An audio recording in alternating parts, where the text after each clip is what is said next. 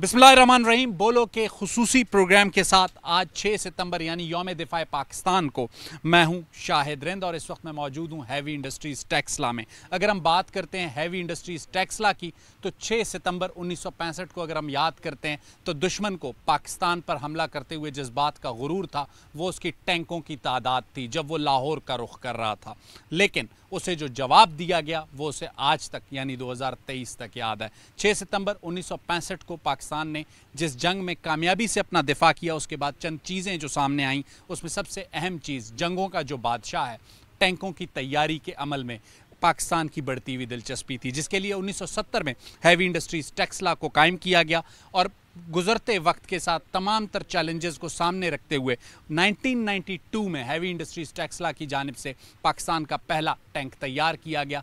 पाकिस्तान के पास इस वक्त जो बड़े टैंक्स जो पाकिस्तान में तैयार हो सकते हैं और सालाना 50 की तादाद में तैयार हो सकते हैं उनमें अल खालिद 1 और अल ज़रार शामिल हैं। इस वक्त हैवी इंडस्ट्रीज़ टेक्सला एक नए और जदीद टैंक पर काम कर रही है जो कि अल हैदर है। आज का दिन हम गुजारेंगे हैवी इंडस्ट्रीज़ टेक्सला में और आपको बताएंगे कि इसके 8 डिफरेंट यूनिट्स किस तरीके से न सिर्फ टैंकों की तैयारी का काम कर रहे हैं बल्कि आर्मर्ड व्हीकल्स से लेकर बुलेट प्रूफ जैकेट से लेकर आर्मर्ड बंकर्स तक प्रोवाइड कर रहे हैं पाकिस्तान आर्मी और जो हमारे दिफाई इदारे हैं उनको। इसके अलावा इनके बैनुल अक़वामी जिसे कहते हैं क्लाइंट्स भी मौजूद हैं और पाकिस्तान ने जो इस वक्त SIFC का क़याम किया है उसमें जिन सेक्टर्स पर पाकिस्तान काम कर रहा है सरमायाकारी को मुल्क में लाने के लिए उसमें डिफेंस प्रोडक्शन का एक अहम रोल है। चलते हैं हैवी इंडस्ट्रीज़ टेक्सला और आपको दिखाते हैं।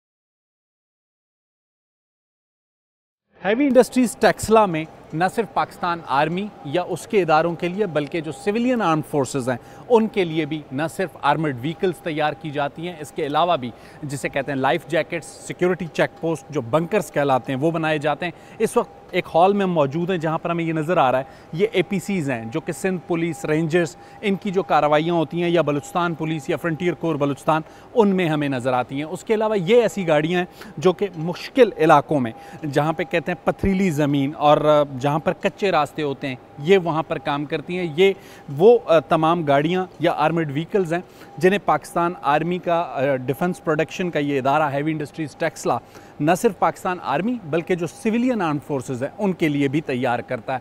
इस हॉल में जहाँ पर हम मौजूद हैं वहाँ पर जो कुछ हैवी इंडस्ट्रीज़ टेक्सला में तैयार होता है उसकी तमाम जो है डिस्प्ले मौजूद है। हम कोशिश करेंगे कि अभी आपको दिखाएंगे कि यहाँ पर जो टैंक्स हैं अल खालिद और ज़रार और अल खालिद 1 उनको भी आपको दिखाएं और उसके अलावा जो दीगर आर्मर्ड व्हीकल्स हैं वो भी आपको दिखा सकें।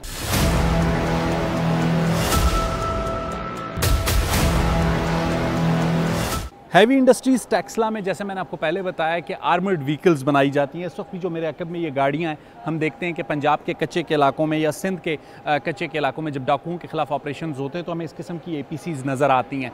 लेकिन हैवी इंडस्ट्रीज़ टेक्सला का अगर हम कहें कि बुनियादी मकसद बनाने का जो था वो था टैंक्स की प्रोडक्शन में पाकिस्तान का खुद कफ़ील होना। इस वक्त हम एक हॉल में जहाँ पर मौजूद हैं वहाँ पर मेरे अकब में ये अल खालिद टैंक है। अगर हम कहें कि ये इब्तदाई वो टैंक्स हैं जिनको बनाना पाकिस्तान ने शुरू किया ये उन टैंकों में शामिल है और ये जो जिसे कहते हैं एक एनालॉग टैंक कहलाता है। इसके साथ साथ अल ज़रार है जो हम आपको आगे दिखाएंगे, लेकिन अल खालिद के साथ जो लेटेस्ट तरीन इस वक्त टैंक है वो है अल खालिद 1। अल खालिद 1 जो है इसे कहा जाता है कि ये डिजिटल टेक्नोलॉजी के साथ लेस है। जैसा कि अल खालिद के बारे में मैंने आपको बताया कि अल खालिद जो है वो एनालॉग टैंक था, लेकिन इसको जब अपग्रेड किया गया तो उसकी अपग्रेडेशन अल खालिद 1 की सूरत में हुई और इसे कहा जाता है कि डिजिटल टैंक है। और इस वक्त जो पाकिस्तान आर्मी को सालाना 50 के करीब टैंक प्रोड्यूस करके देने की सलाहियत रखता है हैवी इंडस्ट्रीज़ टेक्सला। और ये अल ज़रार टैंक है जो कि इब्तदाई तौर पर हमने देखा कि जब टैंक्स की प्रोडक्शन और रिप्रोडक्शन शुरू हुई तो उनमें ये शामिल था। लेकिन इसके साथ साथ एक और ऐसी चीज़ है जिसमें हम देखते हैं कि हैवी इंडस्ट्रीज़ टेक्सला अपना काम कर रही है, वो है एक नया latest tank.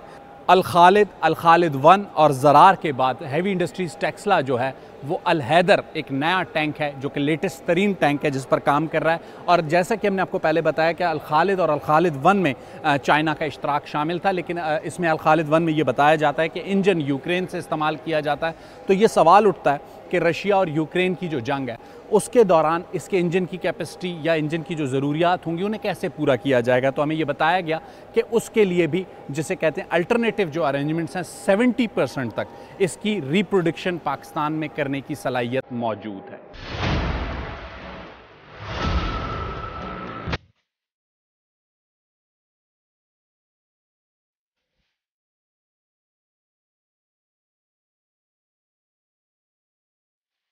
Heavy industries Taxila में 8 डिफरेंट यूनिट्स हैं। इस वक्त हम एक यूनिट में मौजूद हैं जो कि एडवांस सिस्टम रीबिल्ड फैक्ट्री कहलाता है। ये जो यूनिट है इसका काम क्या है, इस सारी सूरत हाल को हम जानने की कोशिश करेंगे। हमारे साथ इस यूनिट के जो मैनेजिंग डायरेक्टर हैं ब्रिगेडियर मुबशर वो मौजूद हैं। ब्रिगेडियर साहब, आपकी जो यूनिट है यहाँ पर इसका बेसिक काम क्या है हैवी इंडस्ट्रीज़ टेक्सला में, और जो टैंकों की मैन्युफैक्चरिंग है उसमें?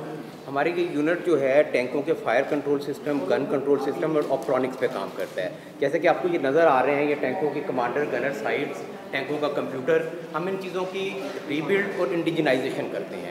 और हम बड़े फ़ख्र से कह सकते हैं कि इस वक्त टैंक में सबसे सोफिस्टिकेटेड असेंबली टैंक का फायर कंट्रोल कंप्यूटर है। वो पाकिस्तान में हम अपना बनाया हुआ इस्तेमाल कर रहे हैं और अपनी उस एक्सपर्टीज़ को इस्तेमाल करके हम दुनिया के 2-3 ममालिक हैं जिनको इन चीज़ों की हम अपग्रेडेशन और रिपेयर में असिस्ट कर रहे हैं। किन किन ममालिक? हम जॉर्डन और बहरीन के साथ इस वक्त एंगेज हैं और जॉर्डन को हमने इसकी कुछ चीज़ें बना के भी दी हैं। अच्छा, हमने पहले देखा कि जब अल ज़रार और अल खालिद थे वो एनालॉग टैंक्स थे और अल खालिद 1 के बारे में बताया जाता है कि दैट इज़ डिजिटल। उसकी डिजिटलाइजेशन में इस यूनिट का कितना रोल है? उस टैंक का जो फायर कंट्रोल कंप्यूटर है वो इंडिजिनसली यहीं पे बनता है और यहाँ पे बनाए हुए फायर कंट्रोल कंप्यूटर इलेक्ट्रॉनिक और ऑप्ट्रॉनिक उन टैंकों में हम इस्तेमाल करते हैं। अच्छा, यूक्रेन की हम जिसे कहते हैं टेक्नोलॉजी को भी इस्तेमाल करते हैं जो हमारी आर्मर्ड गाड़ियाँ या जो टैंक्स की तैयारी है, उसके अलावा चाइना को भी। इस वक्त हम देखते हैं कि रशिया और यूक्रेन की जो एक सिचुएशन डेवलप हुई हुई है, तो क्या ये जो आपकी प्रोडक्शन है उसको इफ़ेक्ट करेगी या नहीं? हमने उस इफेक्ट से बचने के लिए बहुत साल पहले प्लान कर लिया था और उसकी जितनी सोफिस्टिकेटेड चीज़ें हैं उनको हम इस फैक्ट्री में इंडिजिनाइज कर चुके हैं। एज ऑफ नाउ टैंक की इलेक्ट्रॉनिक्स और कंप्यूटर में कोई ऐसी चीज़ नहीं है जिसको हम खुद रीबिल्ड नहीं कर सकते, खुद मैन्युफैक्चर करके नहीं लगा सकते। ब्रिगेडियर साहब, अगर ये यूनिट यहाँ पे ना होता तो ज़र मुबादला पे कितना दबाव आता और इस यूनिट के मौजूद होने से हमें कितना फ़ायदा हो सकता है ज़र मुबादला, खासकर डॉलर जो इस वक्त पाकिस्तान की सबसे बड़ी नीड है? जो टैंकों की सोफिस्टिकेटेड मशीनरी ख़ास तौर पे इलेक्ट्रॉनिक्स हैं वो बहुत महंगी चीज़ है और दुनिया में बहुत सी नेशन हैं जो ये चीज़ें हमें नहीं देती। बहुत ह्यूज फॉरेन एक्सचेंज है जो हम इस फैसिलिटी की वजह से सेव कर रहे हैं। वो हमें इंपोर्ट सब्स्टिट्यूशन में हम बहुत सा पैसा है जो बचा के हुकूमत को वापस।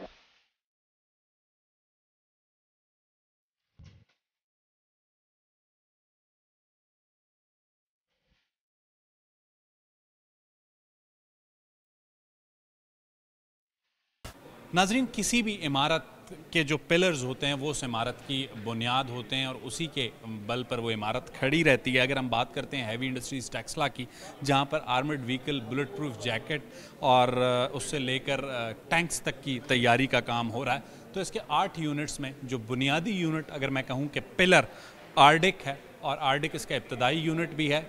हमें ये बताया गया ना सिर्फ ये इसका आखिरी यूनिट भी है, वो कैसे ये हमें बताएंगे इस यूनिट के जो सरबराह हैं ब्रिगेडियर वहीद साहब, बात करेंगे उनसे। ब्रिगेडियर साहब, आर्डिक का role basically heavy industries Taxila में क्या है? आर्डिक का रोल हमारे पास सबसे पहला रोल है कि हमारे जो हमने एक नुस्खा बनाना होता है उन कंपोनेंट्स का, या एक ऐसा तैयार नुस्खा हमें बनाना होता है ताकि जो भी हमारे टेक्नोलॉजी पार्टनर्स हैं या एसपीडी ऑर्गेनाइजेशन, ताकि हम उनको एक कागज़ का टुकड़ा दें, एक नुस्खा दें और उस नुस्खे के मुताबिक वो हमें बना दें। अब इस नुस्खे को तैयार करने के लिए जो हमें टूल्स चाहिए, जो इक्विपमेंट चाहिए, जो ब्रेन चाहिए, वो यहाँ पर हमारे पास आर्डिक में मौजूद है। हमारे पास इंजीनियर्स हैं जिन्होंने बाहर से PhDs की हुई हैं, तमाम के तमाम इंजीनियर्स मास्टर्स हैं। हमारे पास यूनिवर्सिटी के स्टूडेंट्स आते हैं, प्रोफेसर्स आते हैं, उनको भी हम इस सारे उसमें ब्रिगेडियर साहब, अगर एक सवाल आपसे ये करना चाहूँ कि आर्डिक एक ऐसी जगह मुझे लगती है, एक आम आदमी के तौर पे जब मैं स्क्रीन्स पे टैंकों के स्केचेस देख रहा हूँ या रखा हुआ इक्विपमेंट देख रहा हूँ, इसमें लाजमी सी बात है हम जो टैंक्स इस्तेमाल कर रहे हैं उसमें टेक्नोलॉजी यूक्रेनियन भी है, चाइनीज़ भी है। आर्डिक इस सारी टेक्नोलॉजी पे किस तरीके से काम करता है और रिवर्स इंजीनियरिंग जो है वो आपका कितना इम्पॉर्टेंट कंपोनेंट है इस डिपार्टमेंट का? देखिए, हमारे पास जो कंपोनेंट्स आते हैं उसकी ना हमें कोई ड्राइंग देने को तैयार है, ना हमें बताते हैं कि इसका मटेरियल क्या है, ना उसके हमें टॉलरेंसेस बताते हैं। ये सारा काम हम रिवर्स इंजीनियरिंग ऐसे काम होता है कि जिसके अंदर हम लोग सबसे पहले उसका एक स्केच तैयार करते हैं, उसकी ड्राइंग तैयार करते हैं, उसका मॉडल तैयार करते हैं।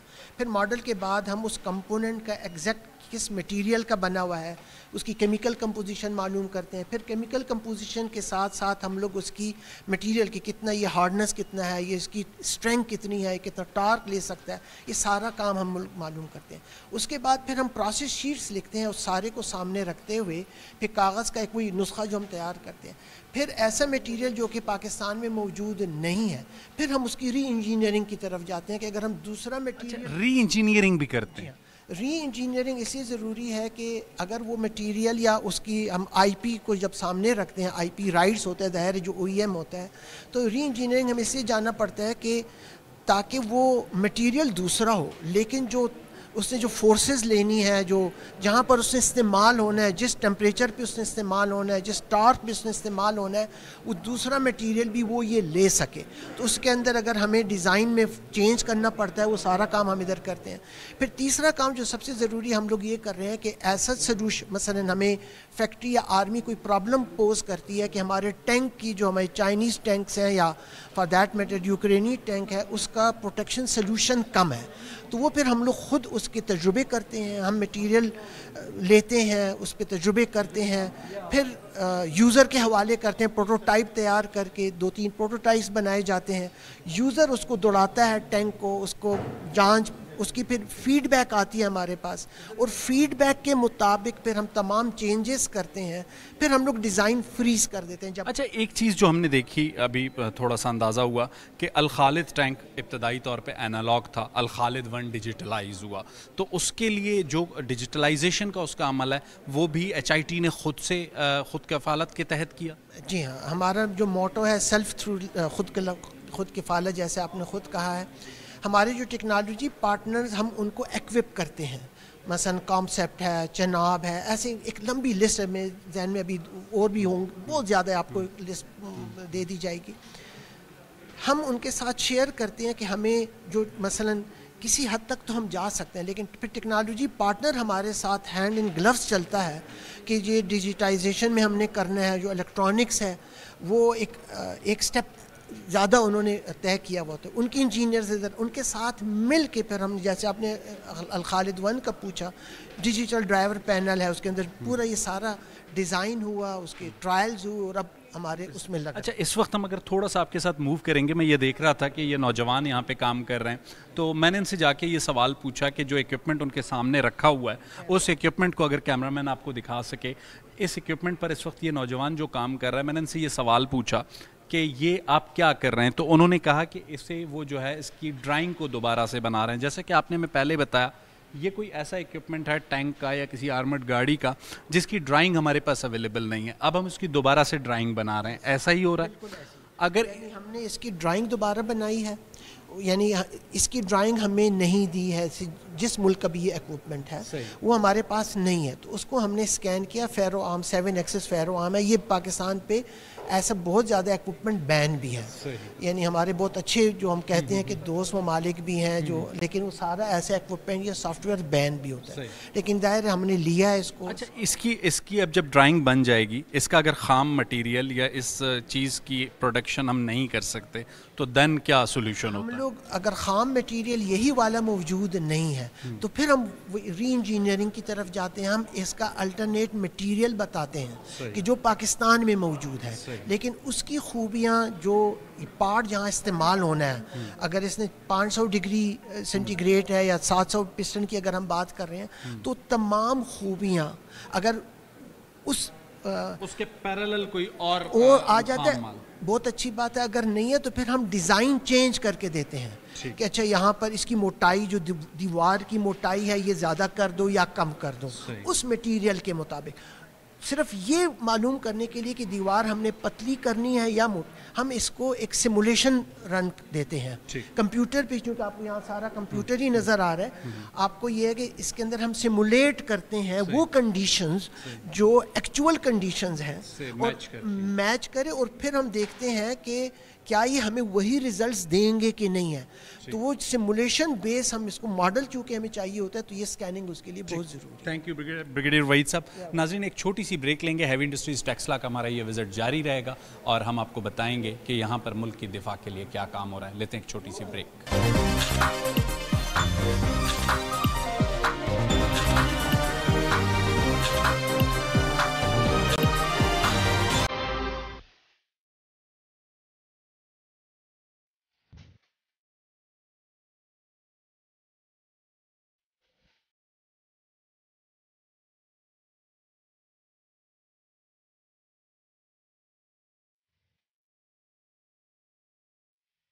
हैवी इंडस्ट्रीज़ टेक्सला के पहले यूनिट के बाद अगर हम देखते हैं कि इस यूनिट में इसके साथ साथ जो 8 दीगर यूनिट्स हैं उसमें सबसे अहम यूनिट है APCs। APCs ये वो गाड़ियां हैं जिन्हें हम उर्फ़ आम में उर्दू में बख्तरबंद गाड़ियां कहते हैं। और ये गाड़ियां न सिर्फ पाकिस्तान आर्मी बल्कि जो सिविलियन आर्म फोर्सेस हैं, चाहे वो पुलिस हो, चाहे वो रेंजर्स हो, फ्रंटियर कोर हो, फ्रंटियर कांस्टेबलरी हो, बलूचिस्तान लेवीज़ हो, इनके लिए तैयार होती हैं। इन आर्मर्ड व्हीकल्स को कैसे जो है तैयार किया जाता है और इसकी प्रोडक्शन कितनी होती है और रिक्वायरमेंट कितनी है, इस यूनिट को यहाँ पर हेड करने वाले लोगों में कर्नल खुर्रम हमारे साथ हैं। खुर्रम साहब, हमें ये बताइएगा कि कमर्शियल वाइबिलिटी आपकी इस यूनिट की, रिक्वायरमेंट हमारी प्रोडक्शन की कितनी है और हम कितना प्रोड्यूस कर रहे हैं? सर, ऐसा है कि जो हमारी कैपेसिटी है वो more than 100 vehicles per year है। क्योंकि हम लोग स्पेशलाइज्ड हैं APC मैन्युफैक्चरिंग में, तो हमारी ये कैपेसिटी है। रिक्वायरमेंट जो है वो डिपेंड करता है यूज़र्स के ऊपर। इस वक्त हमारे पास करंटली जो है वो ऑर्डर्स जो चल रहे हैं वो तकरीबन 15 to 16 प्रोडक्शन यूनिट्स हैं जो इस महीने के हैं, चल रहे हैं। और ये हर quarter wise as per users change होती रहती है। सो इसको मैं कोई एज फिगर्स में तो आपको नहीं बता सकता, लेकिन हमारे पास रिक्वायरमेंट मुख्तलिफ एजेंसीज़ की तरफ से आती रहती है। Main source law enforcement agencies हैं, उनकी तरफ से रिक्वायरमेंट आती है। अदरवाइज़ जो हमारे कमर्शियल डिपार्टमेंट्स हैं उनकी तरफ से भी हमें इस वक्त हम ये देख रहे हैं कि गाड़ी यहाँ पर तैयार है और उसकी एक इंस्पेक्शन सी हो रही है और हमें ऐसा लग रहा है कि जो है ये एंटी टेररिस्ट फोर्स के लोग हैं। तो ये क्या जो पुलिस या जो भी डिपार्टमेंट्स आपसे जो परचेजिंग करते हैं या जो ऑर्डर्स देते हैं, तो ये उसी तरह की किसी सारे सिलसिले की इंस्पेक्शन चल रही है? जी बिल्कुल, ये गाड़ी जो है ये हमने CTD के लिए तैयार की है और आज उनकी ये इंस्पेक्शन चल रही है। वो अपनी गाड़ी को कलेक्शन से पहले इंस्पेक्ट करने के लिए आए हैं।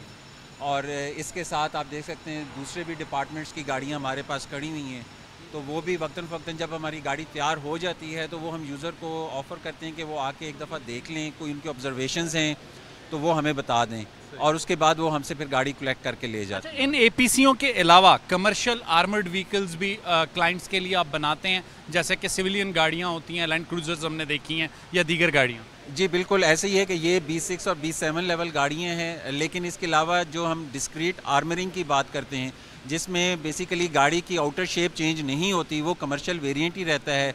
जैसे रीवो हो गई, फार्चूनर हो गई, इवन बसेस कोस्टर्स हो गई, उनकी भी हम जो है डिस्क्रीट आर्मरिंग करते हैं as per requirement.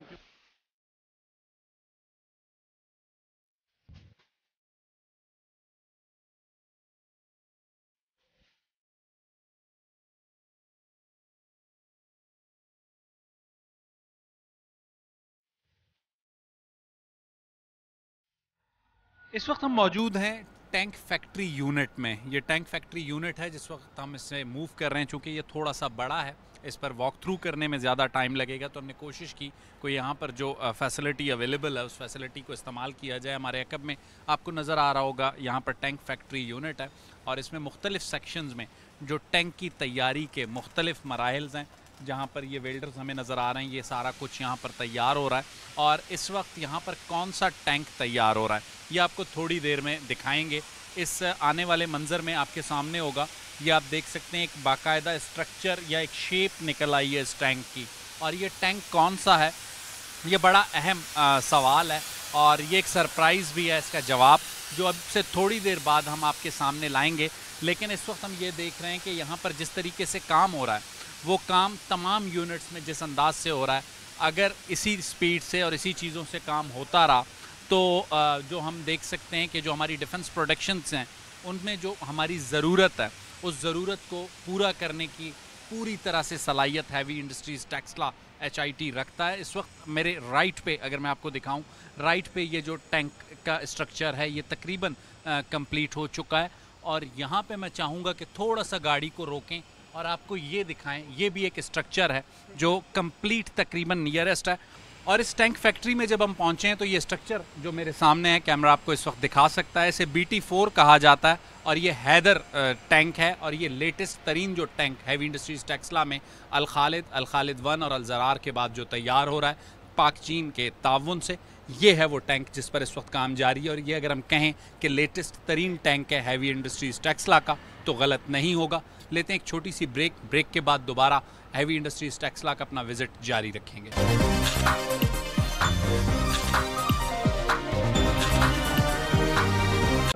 Welcome back नाजरीन। ब्रेक के बाद हम इस वक्त हैवी इंडस्ट्रीज़ टेक्सला की गन फैक्ट्री में मौजूद हैं। और गन फैक्ट्री से क्यों कहा जाता है, इसके MD हमारे साथ मौजूद हैं गन फैक्ट्री के ब्रिगेडियर कमर अयूब साहब। ब्रिगेडियर साहब, गन फैक्ट्री का रोल क्या है हैवी इंडस्ट्रीज़ टेक्सला में?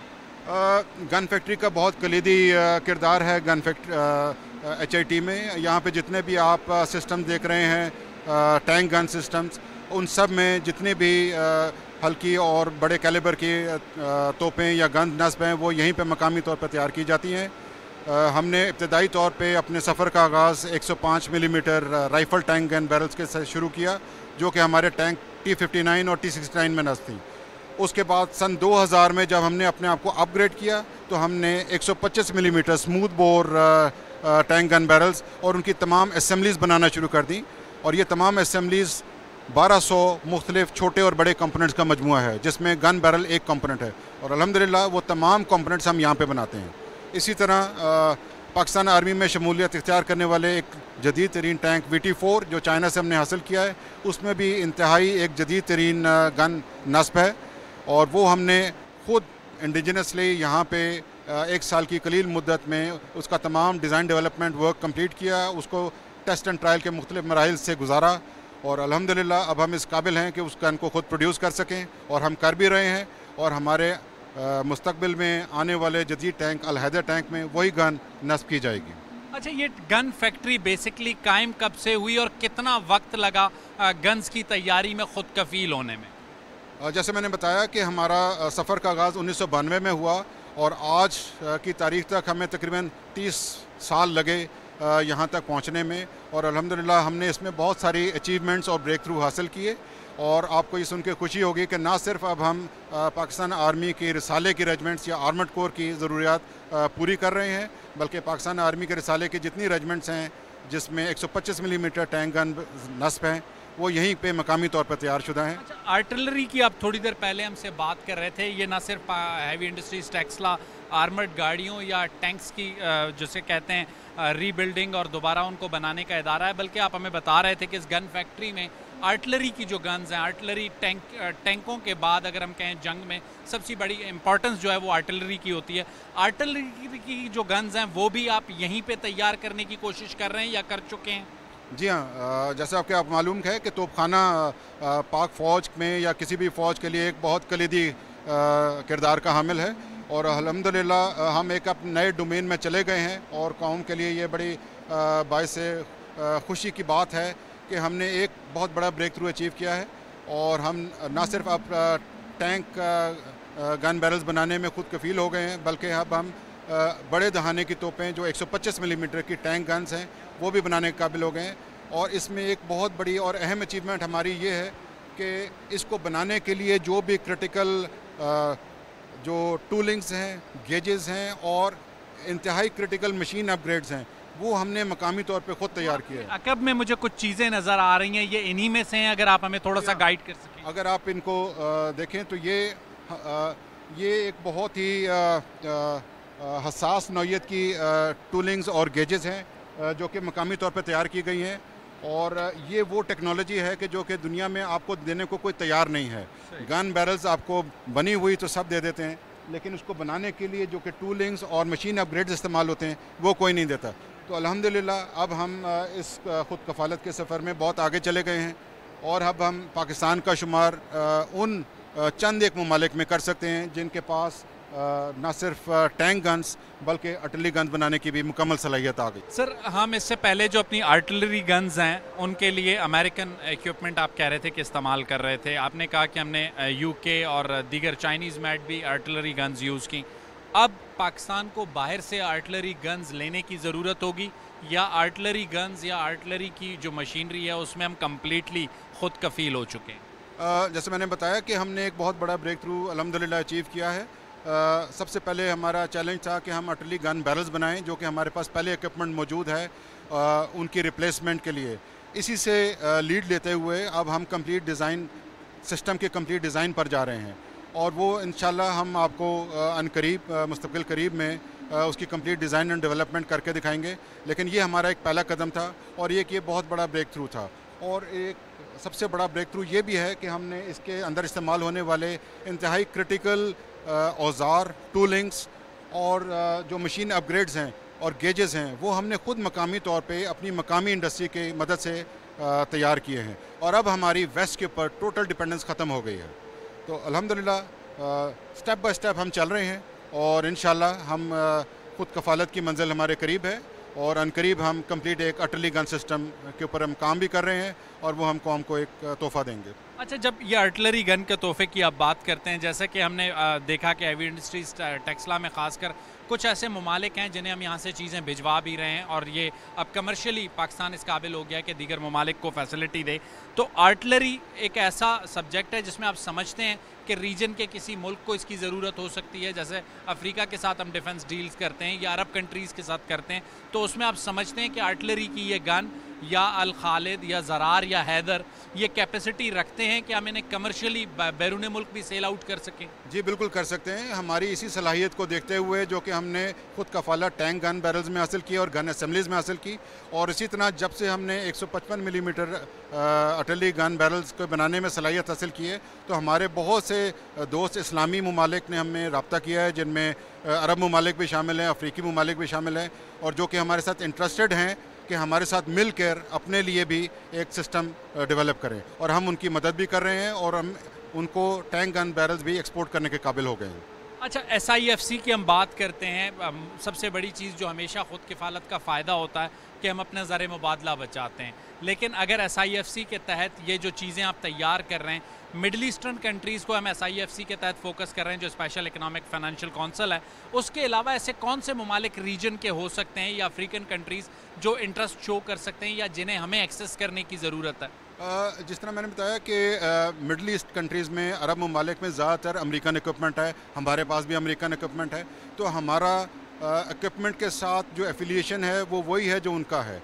तो हमारे पास वो इसीलिए आ रहे हैं कि हमारे पास वो काबिलियत और सलाहियत अब मौजूद हो गई है, तो उनके पास ये डेवलपमेंट का और रिसर्च एंड डेवलपमेंट का भी इंफ्रास्ट्रक्चर नहीं है, और जब हमने एक ब्रेक थ्रू हासिल कर लिया है तो वो अब हमारे पास हमें भी अप्रोच कर रहे हैं, हम उनकी भी मदद कर रहे हैं मुख्तलिफ़ चीज़ों में, टैंक गन बैरल्स में भी, और अब हमारे पास वो अप्रोच कर रहे हैं आर्टिलरी गन बैरल्स, और उनके कंप्लीट आर्टिलरी गन सिस्टम की तैयारी के हवाले से भी हमें अप्रोच कर रहे हैं। तो ये एक बहुत बड़ा पोटेंशियल है जो कि हम रिसोर्सेज को मैच करके ये हम अपना हदफ हासिल कर सकते हैं। 2024 या 23 के आखिर में हैवी इंडस्ट्रीज टेक्सला जो है आर्टिलरी गन्स और हैदर का तोहफा आवाम को दे चुका होगा?